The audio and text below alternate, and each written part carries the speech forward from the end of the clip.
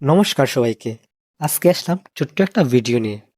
আসছে 20 অক্টোবর কালী পুজো ও দীপাবলি।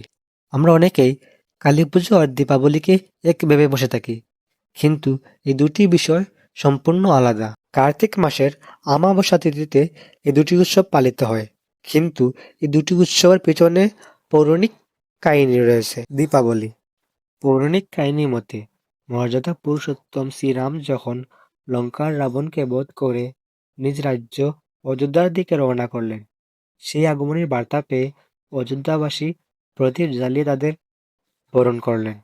এই থেকে দীপাবলি উৎসব পালিত হয়।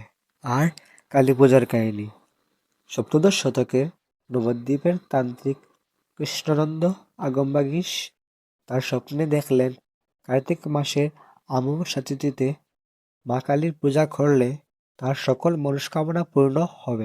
আর সেই স্বপ্ন দেখে কৃষ্ণানন্দ আগমবাগীশ কার্তিক মাসের অমাবস্যা তিথিতে মা কালীর পূজা করা শুরু করলেন। তারপর অষ্টাদশ শতাব্দীতে নদিয়ার রাজা কৃষ্ণচন্দ্র রায় ধুমধাম করে কালী পূজা শুরু করলেন।